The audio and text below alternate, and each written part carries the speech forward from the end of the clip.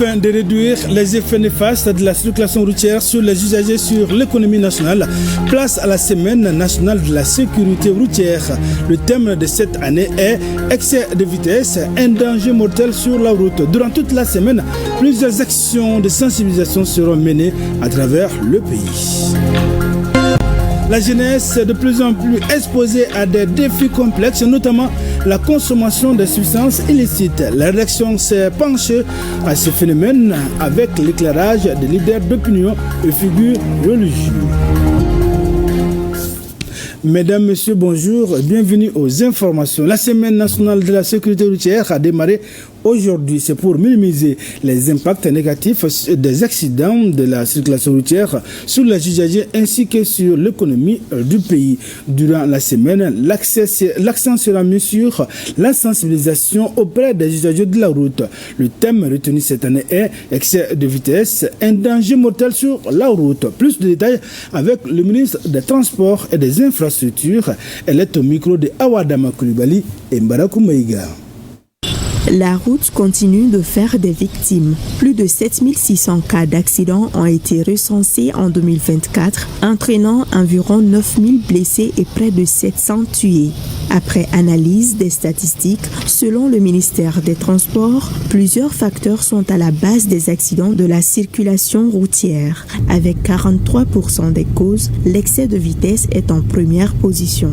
C'est pourquoi le thème de la Semaine nationale de la sécurité routière est retenu cette année est « Excès de vitesse, un danger mortel sur la route ». Dans les documents de stratégie nationale de la sécurité routière 2021-2030, sur les 6 facteurs à haut risque, l'excès de vitesse vient en tête, suivi par le non-respect de la priorité, les mauvais dépassements, le non-respect de la signalisation, l'imprudence du piéton et la non-maîtrise du volant. Ces facteurs de risque occupent 80% de l'ensemble des infractions constatées dans la circulation routière.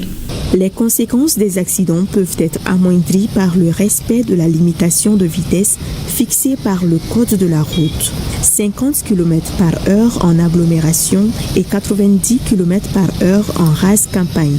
Du lundi 14 au samedi 19 juillet prochain, la mobilisation sera de taille pour inverser la fâcheuse courbe des accidents imputables à l'excès de vitesse. Les activités de la 21e édition de la Semaine nationale de la sécurité routière seront consacrées à des séances de sensibilisation quotidiennes à l'endroit des chauffeurs, des gérants des compagnies de transport public des voyageurs et les passagers en agglomération et en rase campagne. Un autre point est à souligner. En cette période d'hivernage où les conditions météo sont mauvaises, avec la pluie, les brouillards et une faible visibilité, je demande à l'ensemble des usagers de la route de réduire la vitesse en dessous des seuils réglementaires pour éviter les accidents. Toutes les couches sociales sont touchées par les accidents de la circulation. Les usagers âgés de 15 à 36 ans sont les plus affectés, ce qui constitue plus de 60% des victimes, nous confie le chef du département chargé des questions routières. L'espoir reste permis pour une campagne fructueuse si la pluviométrie reste constamment. C'est ce qui ressort de la visite du ministre de l'Agriculture dans la capitale de l'Or Blanc. Présentation de la physionomie de la campagne agricole, la conférence de cadre et la visite dans un champ. Telles sont les activités de Daniel Clément à Koutiala. Le point avec Brema Kone et Amadou Dolo. Après une présentation de la physionomie de la campagne agricole par le directeur régional de l'agriculture de Koutiala, le ministre de l'Agriculture anime une conférence des cadres pour faire des orientations utiles à l'endroit de l'encadrement technique. C'était pour expliquer aussi à l'ensemble des cadres de la région de Koutiala les efforts que le gouvernement a consentis par rapport à la mise en place des intrants, par rapport au paiement du coton graine. Il faudrait qu'il y ait de la transparence, de la traçabilité dans la gestion des intrants subventionnés, qu'on aille aussi à une meilleure organisation, une meilleure structuration de nos filières pour aller vers une contractualisation de l'agriculture. J'ai attiré aussi au cours de la conférence de cadre sur l'importance de l'approvisionnement de l'usine que notre compatriote Seydou Keita a eu à installer pour transformer certains produits, notamment le soja, le sésame et l'arachide. Il faudrait que la matière première soit là et nous devrons œuvrer pour que cette matière première soit disponible. Après la conférence des cadres, le ministre de l'Agriculture est allé visiter les champs de Chaka Koulibaly, un producteur du village de Bougoro, situé à quelques kilomètres de la ville de Koutiala. Un champ qui suscite de l'espoir à travers différentes cultures visiblement bien portantes. L'accès est difficile aux engrais. Dieu merci, ce problème est en phase d'être résolu parce qu'une partie en tout cas est déjà arrivée sur place. Par rapport au paiement, cela a été effectif aussi dans ce village il y a un mois. Concernant l'aspect phytosanitaire, on a vu aussi qu'ils ont des inquiétudes par rapport aux parasites du coton, notamment les jacides. Ce que nous avons constaté dans le village, il y a beaucoup de champs de gombo. Et ces champs sont contigus généralement aux champs de coton. Le gombo a été sémé avant le coton. Donc ça a permis quand même à ces parasites-là de se développer sur les parcelles de gombo avant de migrer vers le coton. Donc j'invite l'encadrement à pouvoir prendre en tout cas les dispositions nécessaires. Et à l'avenir aussi essayer de voir avec les exploitants comment mettre vraiment une distance entre les parcelles. Le moins que l'on puisse retenir, c'est que dans la région de Koutiala, l'insuffisance des intrants qui avait marqué le démarrage de la campagne agricole a trouvé sa réponse avec l'arrivée d'une grande quantité d'engrais. La situation phytosanitaire est calme malgré des traces de certains nuisibles signalés. L'espoir restera permis pour une bonne campagne agricole si le rythme pluviométrique actuel est maintenu. À présent, notre dossier du jour, il s'intéresse aujourd'hui à la jeunesse et à la drogue, au rôle de leader d'opinion cas des religieux. La jeunesse est confrontée à des défis complexes, notamment l'usage de la drogue. Les leaders d'opinion jouent un rôle crucial. Leur engagement, combiné à des messages clairs et responsables, peuvent jouer un rôle déterminant dans la prévention. Notre reporter Alpha Maïga a rencontré des religieux, regards croisés d'un musulman, d'un catholique et d'un protestant. Il fait nuit, au cœur de Bamako, la capitale, dans toutes ses couleurs et ses bruits. C'est mon plaisir des fois. Quoi. Tu es très jeune, quel âge? J'ai 24 ans. Mais pourquoi tu prends? C'est ma plaisir, je suis clochard de la Randa. Au lever du soleil, rendons-nous direction une gare de transport. Au loin, il est en train de fumer de la drogue. Bon, après, nous avons cannabis là.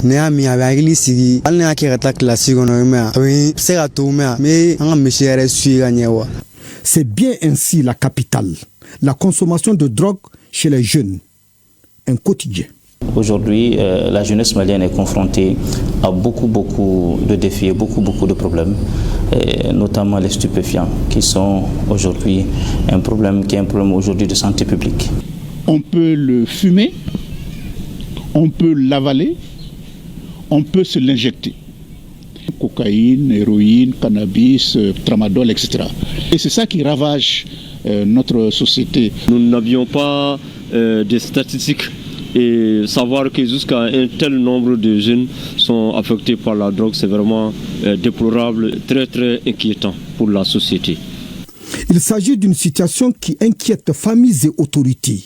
Beaucoup commencent très tôt, souvent influencés par les amis, le chômage ou le manque de perspective. Nous devons les écouter, analyser la situation, leur montrer l'amour et donner ces messages d'espoir qu'il y a toujours une porte de sortie. Il faut voir ceux qui ne consomment pas, il faut un message à eux d'abord. Il faut un message à ceux qui consomment. Il faut un message aux parents, aux éducateurs, aux médecins, à la société en elle-même. Face à cette situation, les leaders d'opinion sensibilisent pour encourager les jeunes à faire des choix appropriés. Il est effectivement important de se plancher sur cette problématique et donner des conseils surtout à la jeunesse, mais également voir quelle est la responsabilité de nous en tant que religieux, en tant qu'imams, et voir ce que chacun peut faire pour que cette situation change. En tout cas, moi, en tant que chrétien, je vais vous dire, pour Dieu, personne n'a le droit de détruire son corps, parce que le corps appartient à Dieu. Or, chaque fois que vous prenez une drogue ou quelque chose qui détruit votre corps, par rapport à la religion, c'est pas bon. Dieu n'aime pas qu'on avilisse son corps. Or, la drogue avilit le corps de la personne. Et les religions ont le droit et le devoir de le faire comprendre aux jeunes. Ces leaders d'opinion tentent de renforcer la lutte contre le trafic. Mais, il y a un mais puisque le reste est immense. Beaucoup appellent à plus d'éducation, de dialogue et d'opportunités pour la jeunesse. Allah subhanahu wa ta'ala mentionne dans la sourate Al-Ma'ida. La sourate Al-Ma'ida, c'est la sourate 5 du Coran, le verset 90. Allah dit, je cite, « Ô vous qui avez cru, sachez que le khamr, c'est-à-dire toute substance enivrante, ainsi que les jeux de hasard, ainsi que les pierres dressées, ainsi que les flèches divinantes qui sont utilisées à l'époque de la Jahiliya, sachez que toutes ces actions-là sont des actes d'abomination de Satan. Fajtanibuhu, éloignez-vous de ces actions. » Allah subhanahu wa ta'ala a été très clair de façon explicite. Et dans un hadith rapporté par Ibn Omar, Ibn Omar dit que le prophète dit alayhi salatu wassalam, kullu muskirin khamrun wa kullu khamrin haram. Le prophète dit sallam, toute substance enivrante est considérée comme khamr. Khamr, c'est quelque chose qui couvre l'esprit, c'est-à-dire qui fait de telle sorte que l'être humain n'est plus en possession de ses capacités de raisonner et de décider, de prendre ses propres décisions. Et le rôle de l'Église doit être d'aider, d'écouter et aider cette jeunesse-là qui est en train de s'enfoncer. La solution, c'est que, en plus de cela, en plus des textes, il faut des centres de désintoxication, c'est-à-dire l'éducation. Aujourd'hui, l'école et les structures d'école sont devenues des centres d'instruction et non des centres d'éducation. Et le premier centre d'éducation, c'est la famille. Et dans la famille, les gens ne s'en occupent pas. Et dès le moment où on découvre qu'un enfant ou un jeune est drogué, au lieu de s'en occuper, on l'écarte. On se méfie de lui. On se moque de lui. Et quand on l'amène, pour les familles qui sont prêtes à faire quelque chose, on l'amène à la police. Et pour ceux qui veulent encore faire mieux, on l'amène au centre de santé. Mais les médecins ne sont pas formés pour désintoxiquer. Et ils donnent des produits pour essayer de calmer les douleurs. Ce combat engage toute la société, famille, école, leaders et jeunes eux-mêmes. Ensemble, il est possible d'offrir un avenir meilleur, loin de la dépendance de la drogue. Jésus vous aime. Jésus vous aime et cet amour qu'il a montré sur la croix est toujours valable. Saisissez cette main tendue de Jésus, il vous aidera à sortir de la drogue et de toute addiction.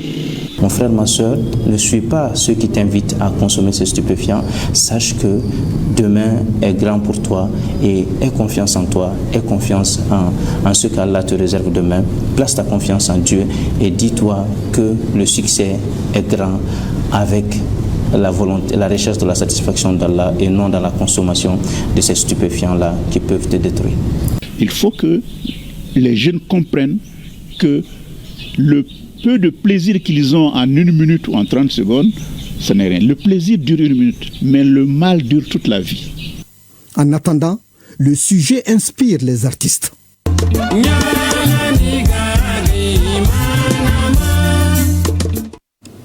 Un dossier signé Alpha Maïga. Déjeuner de presse au centre de formation Angatanaye. La lauréate de la 2e édition de Vitrine F, Dia Djelika Haïdara, rencontre les hommes de médias. C'est pour donner plus d'informations par rapport au prix qu'elle a reçu et sur ce projet. On en sait plus avec Mohamed Namakeïta. Distingué à la 2e édition du salon Vitrine F à Ouagadougou du 26 au 29 juin dernier pour son engagement au service de l'autonomisation des femmes depuis 2024, Dia Djelika Haïdara, reconnaissante, dédie son trophée à toutes les femmes. Dédie ce trophée d'abord aux autorités de la transition, au général d'armée Assimi Goïta, à toutes les femmes du monde entier.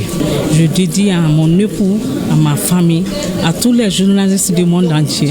Je demande à toutes les femmes de se donner la main pour qu'on puisse dorénavant être primées à chaque fois que l'occasion se présente. Soutenue dans ses combats par son époux, L'ingénieur en informatique de formation a formé à travers son centre de formation en Katanaï plus de 1000 femmes dans plusieurs activités génératrices de revenus à Bamako et à l'intérieur du pays. J'accompagne les femmes dans les formations de saponification, perlage, maquillage, agroalimentaire. Je même fais maintenant des montages de panneaux avec des femmes, sérigraphie. Donc c'est à travers ces formations que j'ai été sélectionnée. Je vais mettre un centre dans les régions, si Dieu me le permet, pour encore aider les femmes, s'entraider entre eux pour qu'ils puissent aider leurs maris et leurs enfants. En plus de Djelika Aïdara, le Mali a été honoré à cette deuxième édition de Vitrine F à travers deux autres lauréates, Touré Astan Sangaré pour son combat aux côtés des orphelins et Ndiaye Mariam Sangaré pour son engagement pour la reconstitution du couvert végétal. À Mopti, la politique nationale de prévention de lutte contre l'extrémisme violent et le terrorisme est partagée avec les forces vives de la région. C'est à la faveur de la deuxième session publique d'information et d'échange. Et bien sûr, les détails sont suivis par notre reporter Mohamed Ouedraogo Suleiman Tafsougui. C'est parti pour la deuxième étape de la session publique d'information et d'échange sur la politique nationale de prévention de lutte contre l'extrémisme violent et le terrorisme dans la région de Mopti. Une rencontre organisée par le ministère des Affaires religieuses, du culte et des coutumes à travers le secrétariat permanent de la politique nationale de prévention et de lutte contre l'extrémisme violent et le terrorisme. Cette session sera un temps d'échange sincère, de propositions audacieuses et surtout de consolidation de notre engagement commun pour un Mali plus sûr, plus solidaire et plus souverain. Cette approche intégrée et multisectorielle correspond à notre conviction. Une réponse holistique, structurée et coordonnée pourra permettre de faire face à la crise multidimensionnelle que traverse actuellement le Mali. Dans cette dynamique, le secrétariat permanent a élaboré une stratégie de communication visant à vulgariser le programme national de lutte contre l'extrémisme violent sur l'ensemble du territoire national, particulièrement dans les régions du centre. Continuons à exhorter chacun dans son domaine respectif, que chacun se sente concerné, que chacun se croit utile pour réussir la mission collective de mise en œuvre de la politique nationale de lutte contre l'extrémisme violent et le terrorisme. 2 jours durant, les autorités locales, les acteurs communautaires, les forces de défense et de sécurité et la société civile vont échanger sur l'extrémisme violent. Cette deuxième session publique d'information a bénéficié de l'appui financier du programme des Nations Unies pour le développement PNUD dans le cadre de la mise en œuvre du programme d'appui à la stabilisation du Mali à travers le renforcement de l'état de droit Proxmed. C'est parti pour la 4e édition d'hivernage Tour à Caille, initiée par Toulis Group sous la houlette de Fatmata Batoulignang, présidente du groupe. Cette activité vise à participer à l'assainissement de la ville de Caille pour le bien-être de la population, nous dit Kabadjara. Le lancement officiel de la 4e édition Hivernage Tour a été effectif le jeudi 10 juillet 2025. Initié par Toulis Group, Hivernage Tour 4 vise à améliorer le cadre de vie des populations à travers des actions de salubrité dans les quartiers de la cité des Rails. L'Hivernage Tour, c'est un projet qui a été lancé uniquement pour développer la citoyenneté. C'est une manière aussi d'accompagner nos collectivités. Donc nous, on essaie de venir en appui en sensibilisant la population de ne pas jeter les ordures dans les fossé. C'est le quartier Plateau qui a remporté le Grand Prix. Tasso est venu en 2e position et la Fiabougou Sud en 3e position. Ce n'est pas le seul acte qui est posé par ce groupe. Ce n'est pas que le nettoyage, ce n'est pas que le curage des caniveaux. Il y a beaucoup de réalisations que Mme Batoulignane et ses collaborateurs ont réalisées dans la ville de Caille et dans la région de Caille. Donc c'est le lieu pour moi de les remercier sincèrement pour ces gestes qui prouvent à suffisance le degré de leur patriotisme et le degré de leur amour pour leur région d'origine. C'est aussi le lieu pour moi de lancer un appel à tous les Caïsiens que ce qui est en train d'être fait aujourd'hui est un exemple à suivre. Donc que chacun puisse, à son niveau, contribuer au développement de la région et notamment à l'assainissement de notre ville en assainissant nous évitons beaucoup de choses.